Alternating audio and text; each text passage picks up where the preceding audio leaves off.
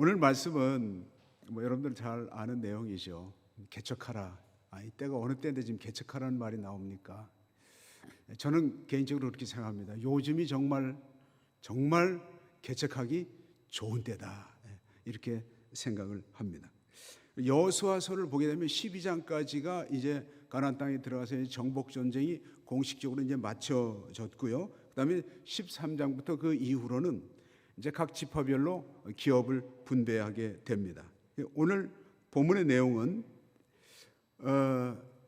요셉 지파죠. 요셉 지파는 분깃을 두 분깃을 받았잖아요. 에브라임 큰 아들이 므낫세고 둘째 아들이 이제 에브라임인데 이 두 지파를 받았는데 이미 벌써 그들이 좀 번창해서 이들은 이미 벌써 그 요단강 동편 쪽에 므낫세 반 지파가 분깃을 받았죠.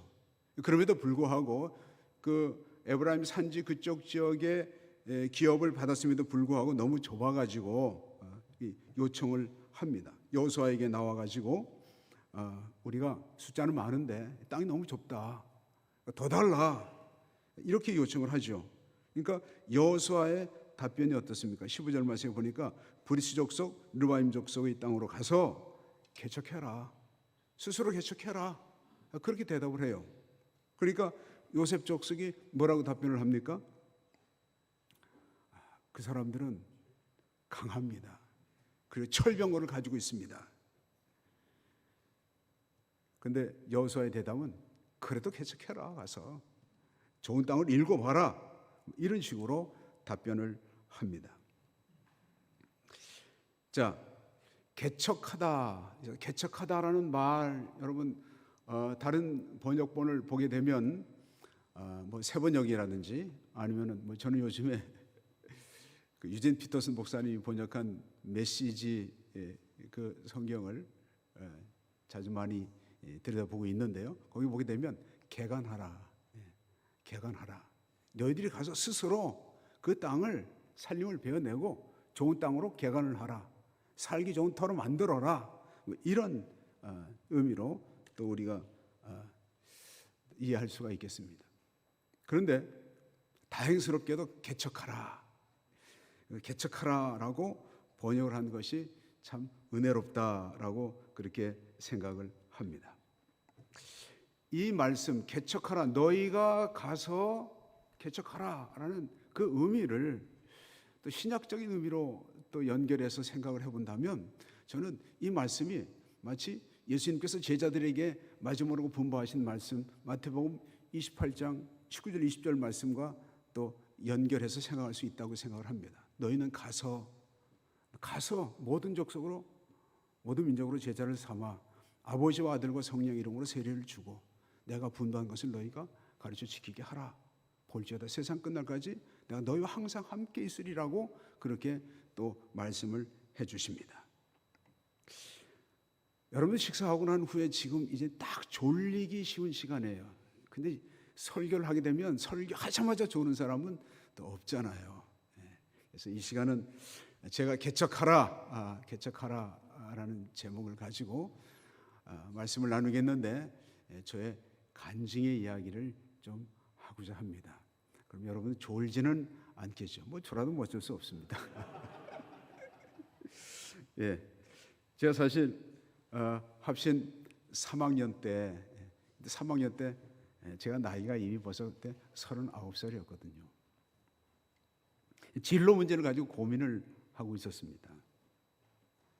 저는 지금은 이제 목사님이 이제 바뀌었죠. 제가 그 섬길 때는 서호 목사님이라고 은퇴하셨는데요. 지금은 이제 후임으로 이제 한성 목사님이 담임을 하고 있습니다. 그분도 이제 저 다음에 제 교역자로 오셨던 분입니다. 그런데 진로 문제를 가지고 고민하면서 제 아내와 함께 같이 우리 기도합시다. 진로 문제를 가지고 기도합시다. 근데 사실 요즘은 좀 달라졌습니다만 그때 이미 벌써 나이가 39, 40 이렇게 되면 부교역자로 바뀌기는 사실 좀 많은 나이였습니다. 그래서 저는 나름대로 고민하기를 저희는 원래 저희 이 원래 부모님 고향이 이북이에요. 평안남도 성천인데 이제 6.25 전쟁 때 이제 다 이제 월남을 하셨어요. 이제 내려오시고 난 다음에 얼마 있지 않아서 다 외국으로 카나다로 이민을 가셨어요. 그래서 카나다에는 작은아버지가 2분 계시고 또 고모도 1분 계시고, 그래서 제가 이제 장손에다가 장조카 되니까 우리 같이 살자, 이리 와라, 들어와라, 이렇게 계속 요청을 받고 있었습니다. 그리고 또 저희 작은아버지하고 같이 그 카나다에서 같이 함께 방을 쓰면서 교회를 개척했던 목사님이 한 분 계셨는데, 내 조카가 한국에서 지금 합동신학교 3학년인데 좀 데려왔으면 좋겠다 그러니까, 그러면 내가 나가면 그 친구를 만나겠다. 그래서 마침 3학년 때 그분이 나오셨어요. 그래서 원전도사, 자네가 원하면 내가 뭐 공부할 자리든 아니면 일자리를 만들어 줄 테니까 결정만 해라, 이렇게 또 제안을 제가 받았습니다. 그리고 또 한 가지는, 저하고 같이 합신에 입학할 때 이 친구는 OM 선교사 출신인데 영어를 탁월하게 잘한 친구였어요.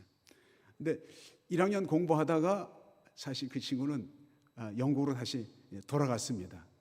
이제 그 OM의 랜드 팀이죠. 이제 트레일러 같은 거 타고 이제 전도하러 이렇게 다니던 이런 친구였는데, 자기는 합신이 안 맞는다는 거예요. 너무 공부만 시키고 히브리 헬라 하다가 내 머리 다 깨지겠다고 그렇게 해가지고 들어갔어요.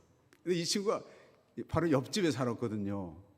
계속 저에게 요청을 하는 거예요. 당신, 저희 이제 이북에서 내려와서 강원도에서 이제 춘천이라는 곳에서 이제 정착을 하게 됐는데, 당신 어쨌든 감자 좋아하니까, 영국에는 감자가 싸니까 들어와가지고 하면은 웬만하면 다 먹고 살 수 있다고, 여기 와서 공부하자고.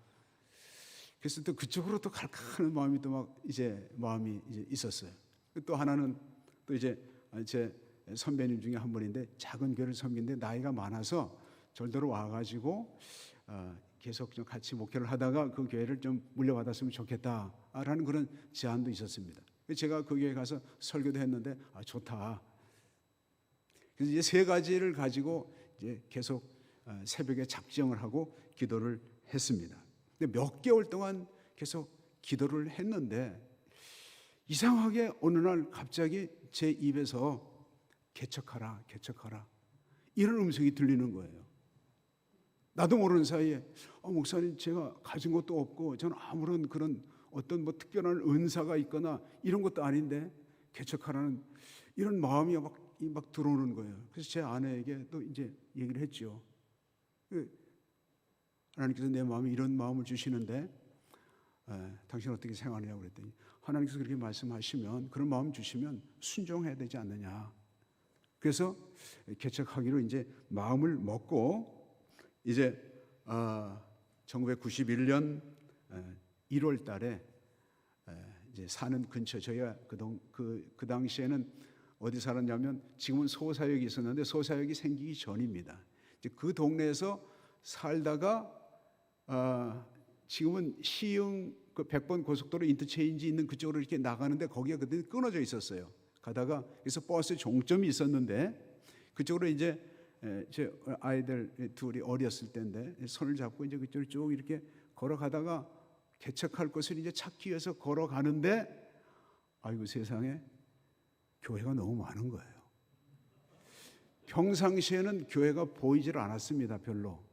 근데 개척 자리를 찾으려고 걸어가다 보니까 정말 2집, 3집 건너서 교회예요. 나중에 알고 보니까 전 세계에서 교회가 제일 많은 지역이래요. 어떤 그 종교단체에서, 목회연구소에서 조사를 했는데, 그쪽 지역이 107m 간격의 교회가 하나씩 있는 곳이다. 104m인가요? 그다음에 2번째가 목동 지역인데 107m인가 뭐 이렇게 교회가 엄청 많은 곳이죠. 정말 와도 크게 잘못 왔다는 생각이 들었습니다. 그래서 다시 기도를 하기 시작했습니다. 겁이 덜컥 나고요.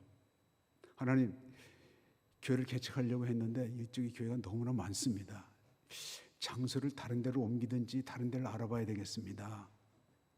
그랬더니 하나님께서 제 마음속에 주시는 음성이,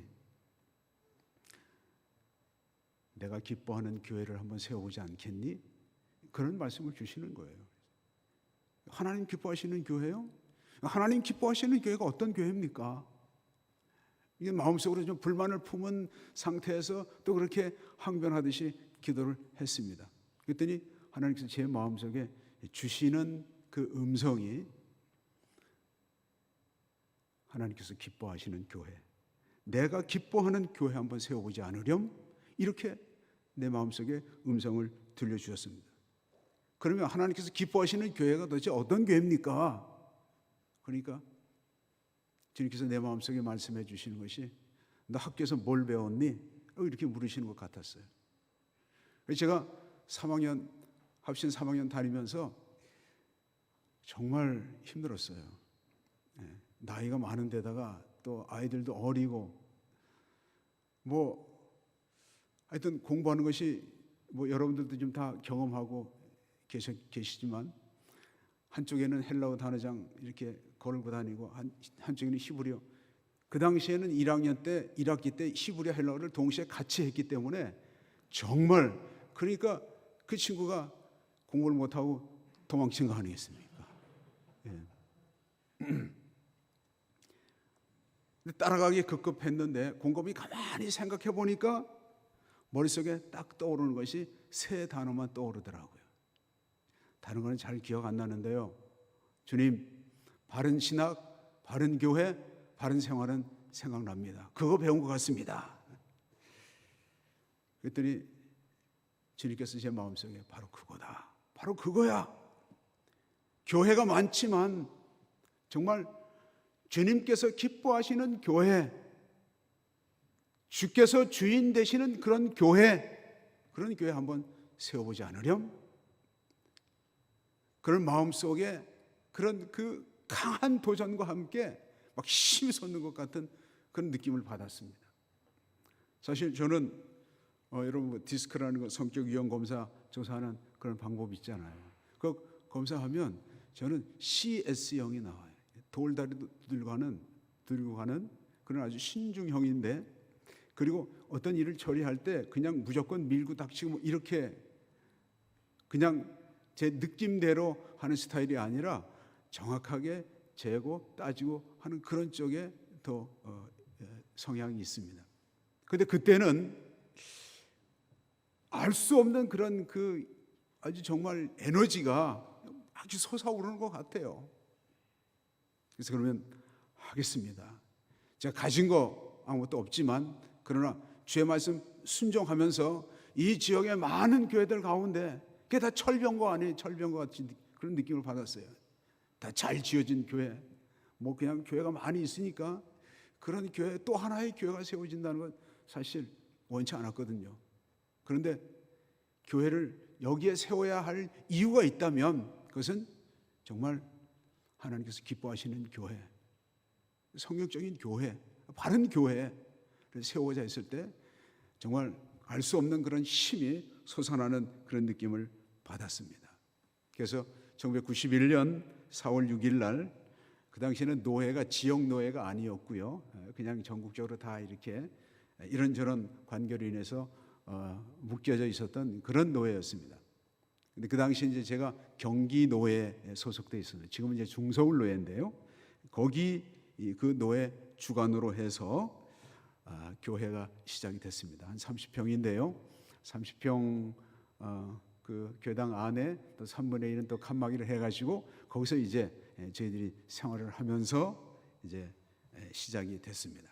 시작할 때 마침 또 저희 동기 중에 한 부부가 같이 개척하는데 자기도 합류를 하겠다 이렇게 얘기를 해가지고 저와 제 아내 그리고 또 그 친구 부부 이렇게 네 사람하고 또 세 분이 또 같이 집사님이 같이 합류를 해가지고 7사람이 교회를 이제 시작을 하게 됐습니다.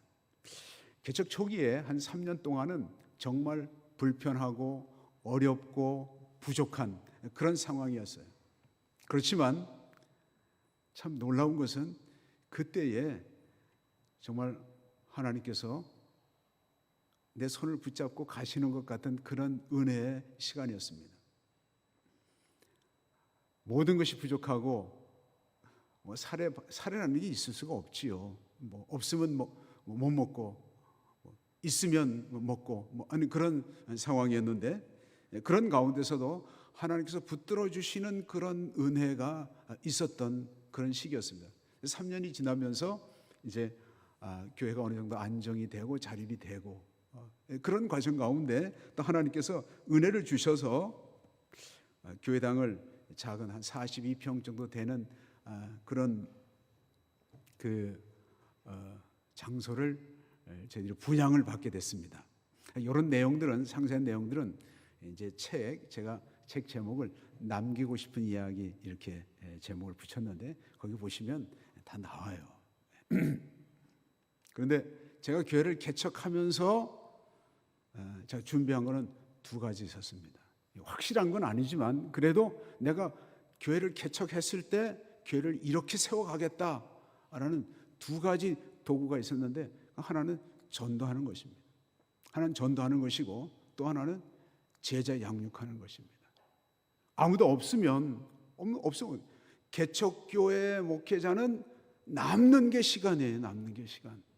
신방하고 싶어도 뭐 누구 성도가 있어야지 신방을 하지요. 교인들이 없으니까. 그러니까 전도지를 직접 만들어 가지고 집집마다 다니면서 이렇게 돌리고 한 사람 한 사람 전도돼서 이렇게 오게 되면 그 사람들을 모아 가지고 제자 훈련을 시켰습니다. 제자 훈련을 적당히 시키지 않았습니다. 제가 저의 목회를 당신은 어떤 특색 있는 목회를 하느냐라고 말하라고 하면 저는 당연히 제자 훈련 목회를 해왔습니다라고 말할 수 있어요. 확실하게 분명하게 정말 옥간호 목사님께서 말씀하신 대로 정말 미칠 정도로 한 것은 아니지만 그러나 그 제자 훈련 함으로 인해서 교회가 세워져 가기 시작했습니다. 그래서 저는 지금도 자신 있게 말할 수 있는 것은 힘들고 어렵고 안 된다. 그러나 10명의 제자만 세우면 교회는 선다라는 말을 해주고 싶습니다. 교회는 반드시 섭니다. 이제 교회가 분양이 되어졌습니다. 40평 분양 신청을 해서 이제 하나님 은혜 가운데 당첨이 됐는데요. 1,500만 원에 월세 25만 원 내던 교회가 근근히 겨우 유지하고 있던 교회가 1억 2,600만 원을 어떻게 모을 수 있겠습니까? 그런데 놀랍게도 그 제자 훈련을 받은 그 성도들이 헌신을 하는데 무섭게 헌신을 하더라고요. 그 동네는 어떤 동네였느냐면 한 가구에 보통 3가구, 4가구. 그러니까 항상 문이 열려 있어요. 이렇게 요즘에 이제 들어갈 때 출입구 들어갈 때 허락받고 들어가잖아요. 근데 그건 허락 받을 것도 없어요. 그냥 다 문 열어놓고 사는 집들이니까. 가서 이렇게 전도지 돌리면 가서 인사하고 이렇게 전도하고 이렇게 열리는 그런 동네. 월세 내거나 기껏 전세로 사는 이런 사람들이 교인들의 대부분이었는데 그분들이 헌신을 하는데요. 전세 살던 사람들이 월세로 옮겨가면서 보증금을 다 1,000만 원씩 헌금을 하고요. 자기 적금 들어오는 거 이런 거 다 깨고 헌금 드리고요. 이런 기적 같은 역사. 그래서 거의 이 분양 대금의 반에 가까운 금액이 이게 뭐 하신 거예요. 그래서 참 하나님께서 이렇게 역사하시는구나. 그래서 이제 40평 분양을 받게 됐습니다. 교회당을 작지만 갖게 되니까 이제 교인들이 긍지와 자부심을 가지고 열심히 전도했습니다. 열심히 전도하고 또 하여튼 제자 훈련하고 그런 가운데 또 하나님께서 은혜를 주셔서 얼마 되지 않아 가지고 그 이상 갑절 또 부흥이 돼서 이제 그 장소가 너무 좁아 가지고 또 다른 데로 또 이사 가지 않을 수가 없었어요. 또 하나님께서 마침 또 그 옆에 또 커다란 또 교회당 자리를 허락해 주셔 가지고 저희가 거기가 지하 2층이었는데 1층 지하 1층에 한 200평 되는 장소로 옮겨갔습니다. 근데 옮겨갔는데 또 그곳에서 또 하나님께서 은혜를 주셔 가지고 그 당시가 이제 IMF 이제 외환 시기였었는데 그 주인이 저희는 이제 그 건물을 파니까 또 건물이 또 이제 갑자기 올랐어요.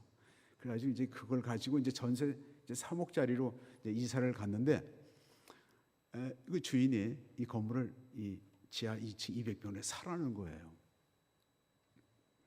그래서 너무 비싸가지고 6억에 사라 그래서 우리 지금 살 형편이 안 된다. 그랬더니 안 되면 기한이 되면 나가달라고 해가지고 저희 이제 교회에서 비상 대책 회의를 했습니다. 그랬더니 교인들이 목사님 그러면 우리 주변에 우리 3억 가지고 있으니까 작지만 땅을 한 200평 정도 그렇게 사가지고 건물을 작게 지읍시다 이렇게 얘기를 하더라고요.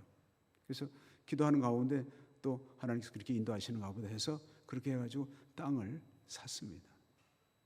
근데 땅을 샀는데 우리가 예배할 처소가 없어가지고 그래서 체육관을 빌려가지고 한 6개월 동안은 정말 피난살이 같은 그런 어려움을 겪는 가운데서도 땅이 생겼기 때문에 성도들이 소망 가운데 열심히 기도하고 한 마음이 되어서 교회가 계속적으로 성장해 나갔습니다.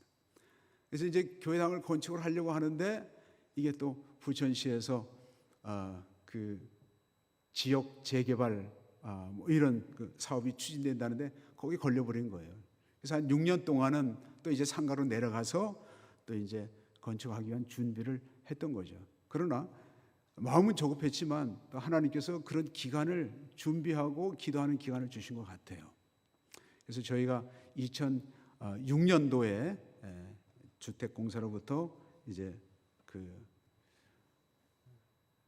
종교부지를 이제 분양을 받고 거기다가 이제 건물을 잘 지었습니다. 2007년도에 이제 입당을 하게 됐습니다. 지난 4월 5일 날 30주년과 함께 헌당을 하게 됐습니다. 여러분 제가 이렇게 말씀을 드리는 이유는 여러분 가운데에서 저보다 못한 사람은 없으리라고 생각이 돼요. 상황이 저는 이미 벌써 나이도 많이 먹었죠. 또 가정을 가지고 있었기 때문에 사실 제 아내도 함께 이제 저의 보호자로서 이제 이 자리에 같이 왔는데요.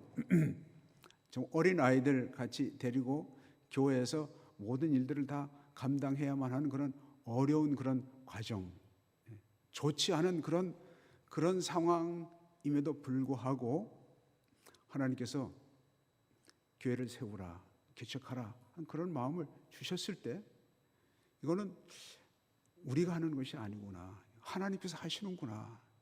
하나님께서 하시는구나.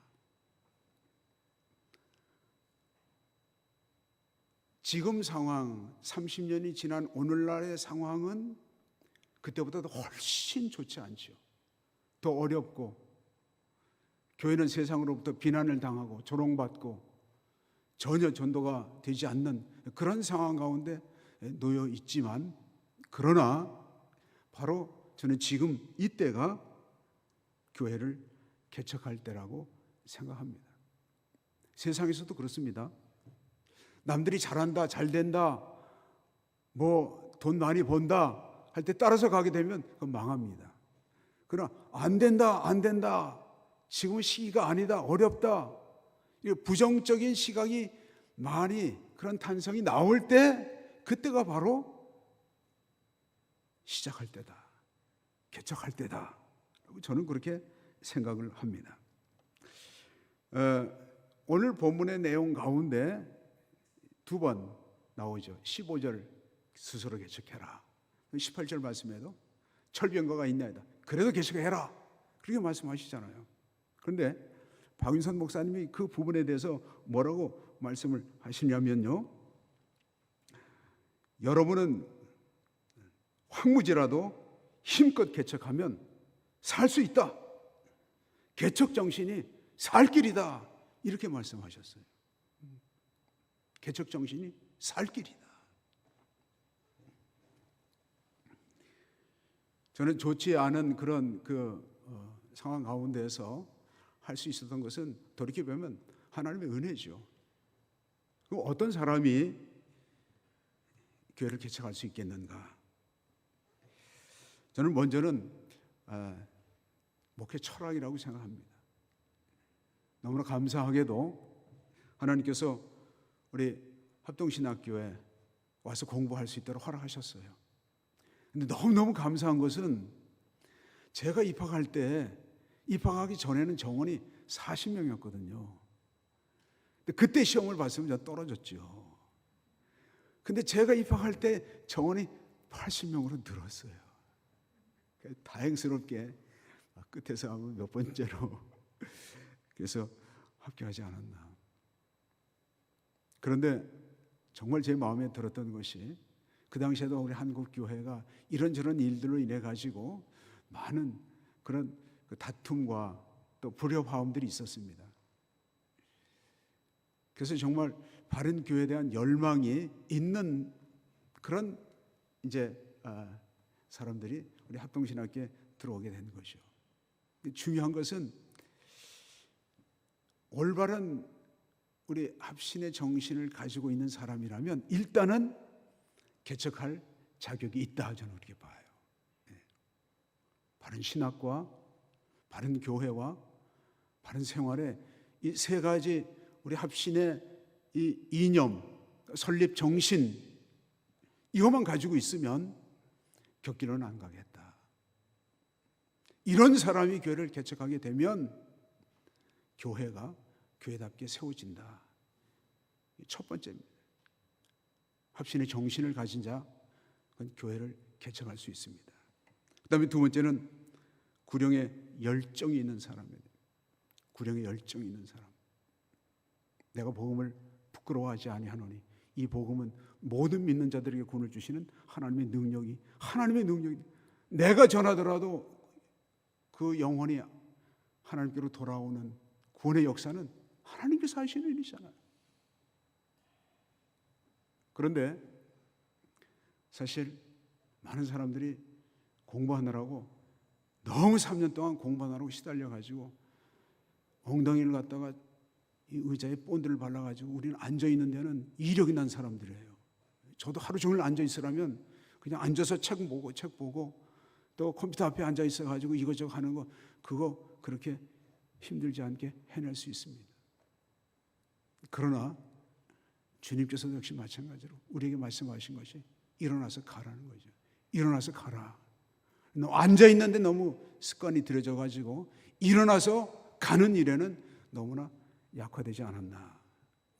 복음에 대한 열정이 있으면 이런 사람은 개척할 이미 자격을 갖춘 것입니다. 그 다음에 세 번째로는 제자 삼는 그런 요령을 터득해야지 됩니다. 목회하면서 참 많이 경험한 것 중에 하나가 이게 이제 저희 교회 같은 경우는 사실 이렇게 그 인구 이동이 좀 있는 지역이어서 그래서 많은 사람들이 이렇게 유입돼서 들어오기도 하고 떠나기도 합니다. 그런데 만나서 면접을 하게 되면 정말 주님의 성도로서 아니면 주님의 제자로서의 제대로 구비되어진 사람들이 별로 없어요. 만나기 힘듭니다. 그래서 정말 한 사람 한 사람을 주님의 제자로 주님을 이용하려고 하는, 주님더러 날 따라와서 날 도와줘 달라는 그런 모습이 아니라 우리가 주님을 따라가려고 하는 그 정말 주님에 대한 그 중심이 제대로 박혀 있는 주님의 사람, 그 중심에 주님에 박혀 있는 사람을 만들 수 있는 이런 훈련 3년 동안 다 훈련 받았지 않습니까? 얼마든지 할 수 있습니다. 그런데 의외로 한 사람 양육하는 것을 제대로 하지 못해요. 열심히 우리가 배웠기 때문에 바이블 스타디를 열심히 해서 하는데 헌신이 없는 교인들이 생겨납니다. 귀는 커지고 머리는 커졌는데 손발이 움직이지 않는 교인, 별 도움이 안 돼요. 정말 그 심령 속에 주님께서 주인 되심과 이 교회가 주님의 교회라는 사실을 알게 되면 그러면 없는 가운데서도 털어내더라고요. 하나님께서 그런 또 일들을 또 목격하게 경험하게 하셨습니다. 그래서 제자를 삼을 수 있는, 제자를 양육할 수 있는 이런 도구, 이런 스킬은 우리가 꼭 익혀야 될 줄로 믿습니다. 이렇게 준비되면 이 사람은 개척할 조건이 갖춰진 것입니다. 그 다음에 또 한 가지를 또 말씀을 드리자면, 한 우물을 팔 수 있는 사람이에요. 한 우물. 여기서 조금 하다가 안 되니까 또 다른 데 가서 또 파고, 계속해서 교회는 개척 10개 가서 개척을 했는데 하나도 교회가 제대로 서지 못하는 거예요. 이전에 저희가 목회학을 공부할 때 박병식 목사님이 목회학을 가르치셨어요. 그분이 이제 저희 동기 중에 한 분이 교회를 개척하는데 저희들이 이제 가서 그 예배를 참석하는데, 그 자리에서 그 박 목사님이 말씀하신 것이, 이 자리에서 옮기지 말고 10년 동안 한 우물만 파십시오. 그러면 반드시 교회는 설 것입니다.